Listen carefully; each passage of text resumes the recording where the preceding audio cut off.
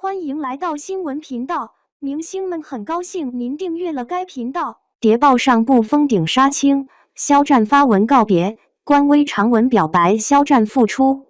由肖战、周雨彤主演的民国谍战剧《谍报上部封顶》于2025年9月30日正式杀青了。该剧于2025年5月25日在上海开机，历经4个多月拍摄完成，制作阵容强大。预计2026年开播，真的超级期待可以尽快看到正片啊！谍报剧组组织了盛大的杀青仪式，肖战发文告别任少白。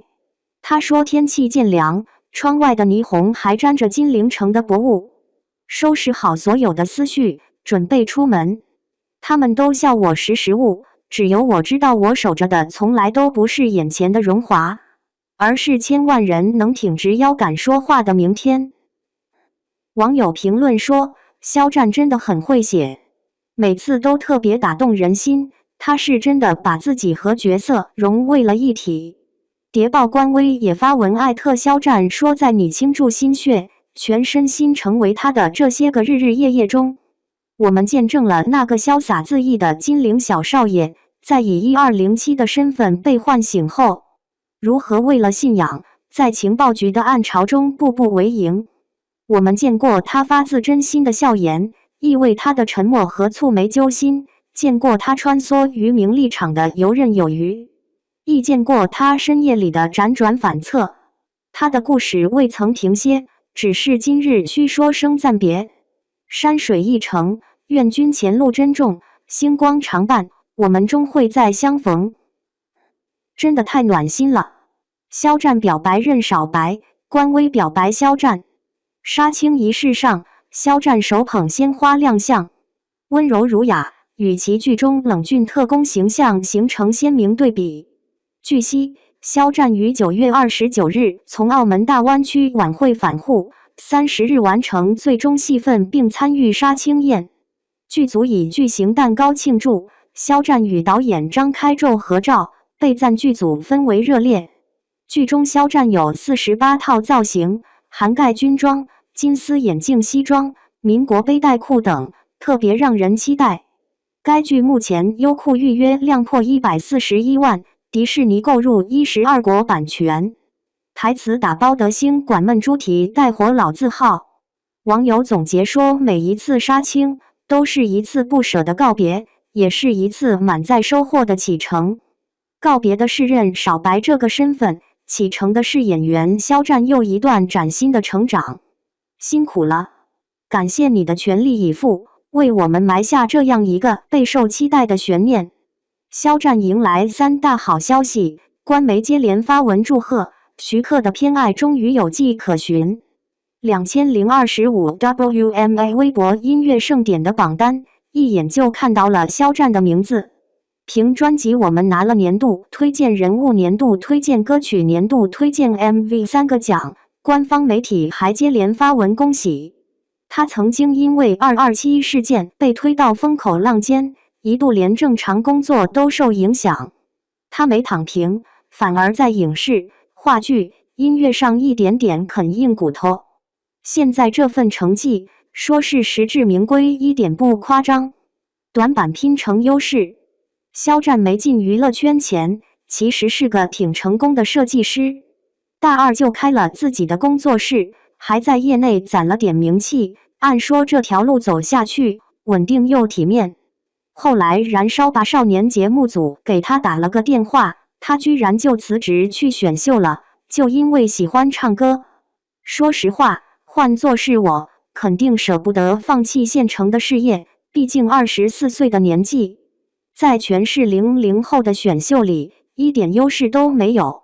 他年纪大，骨骼早就长开了，那些高难度舞蹈动作，别人练几个小时就会，他的反复拆解琢磨。他压腿疼的额头冒冷汗还硬扛，膝盖肿的要针灸，第二天照样去练习室。他把练习室当成第二个家，每天最早到最晚走。手机里存满了自己跳舞的视频，对着镜头一点点改动作。本来想觉得选秀就是拼年轻、拼天赋，后来发现他靠这股奔劲，还真把差距补上了。第7期他唱《野子》那期，我印象特别深。他站在台上，声音里带着股不服输的劲儿，一下子就抓住人了。越来越多人注意到这个努力的男生，最后他顺理成章出道，成了 X9 少年团的一员。但他没停下，又开始琢磨演戏。前几年的《王牌部队》，他演的军人顾一野，飒是真飒，可谁知道他一开始特别不自信，总觉得自己演不好军人。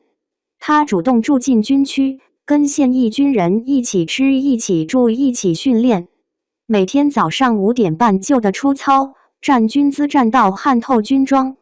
休息时还抱着军旅题材的影视剧反复看，连军人说话的语气、走路的姿势都偷偷学。后来看到他剪了寸头出现在镜头里，眼神里全是军人的坚毅，我才明白他不是在演顾一野，而是真的把自己活成了顾一野。现在很多艺人演戏就靠抠图、念数字，像他这样愿意花时间沉浸式体验角色的，真的不多见。把挑战变成了底气。出道没几年，肖战又给自己找了个难题，演话剧《如梦之梦》里的5号病人。这部话剧可是赖声川的经典作品，单场就演8个小时。5号病人的台词超过1万句，还有好多大段的诗意独白。更难的是，话剧没有 NG， 只要出一点错，全剧场的人都能看见。他当时刚接触话剧，压力大到失眠，却还是把台词本随身带着，吃饭、坐车都在背。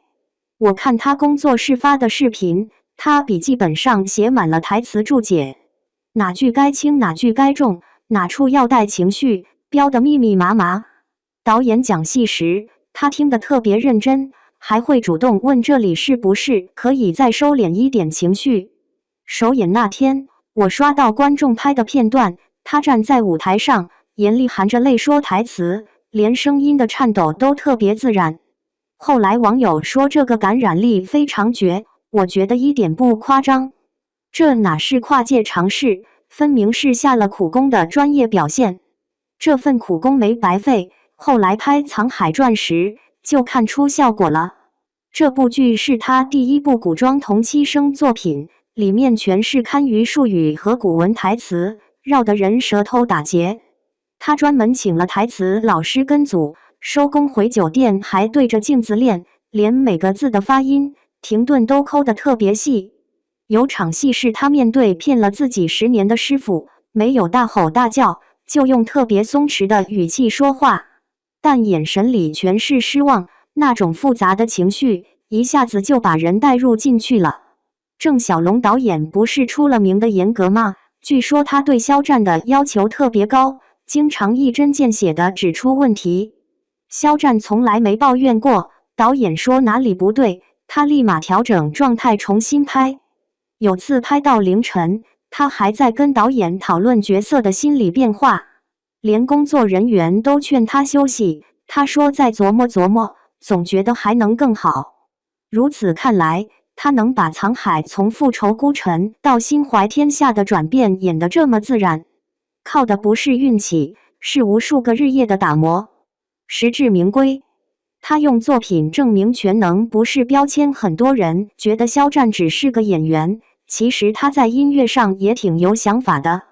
他的歌风格特别多，抒情的、摇滚的都能驾驭，嗓音也有辨识度。之前给《庆余年》唱的主题曲《余年》，跟剧的气质特别搭。我当时追剧时，每次听到这首歌都忍不住跟着哼。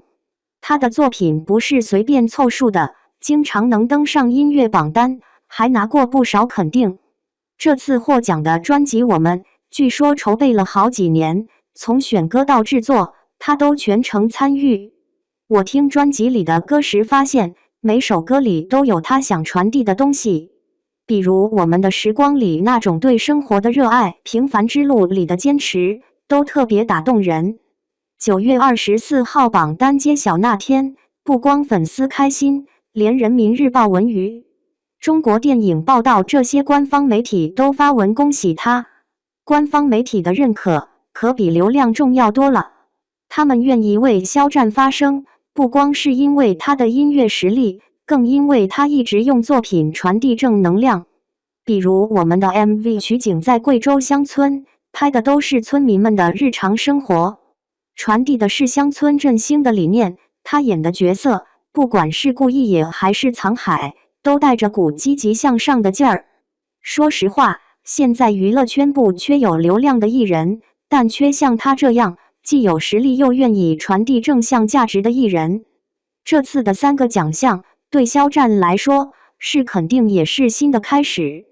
从设计师到艺人，从选秀新人到实力派演员、歌手，他走的每一步都不算顺，但每一步都走得特别扎实。我有时候会想，要是他当初没辞职去选秀，要是他在227事件后就放弃了，现在会是什么样？但他没有，他把每一次困境都当成成长的机会，把每一个挑战都变成了自己的底气。看着肖战现在的成绩，最大的感受就是努力从来不会骗人。他没有因为自己是顶流就放松要求，反而比以前更拼，拍戏时跟着导演学，唱歌时跟着制作人默，连演话剧都愿意从最基础的台词练起。人哪有什么天生的完美，都是靠一次次打磨，才慢慢活成自己想要的样子。看如今肖战意气风发的样子，终于懂徐克为什么格外偏爱他了。希望肖战以后能继续保持这股劲儿，不管是演戏还是唱歌，都能带来更多好作品。也希望娱乐圈能多一些像他这样的艺人，不靠炒作靠实力，不靠流量靠作品，这样才能让更多人相信，只要肯努力，就能在自己的领域里活成实至名归的样子。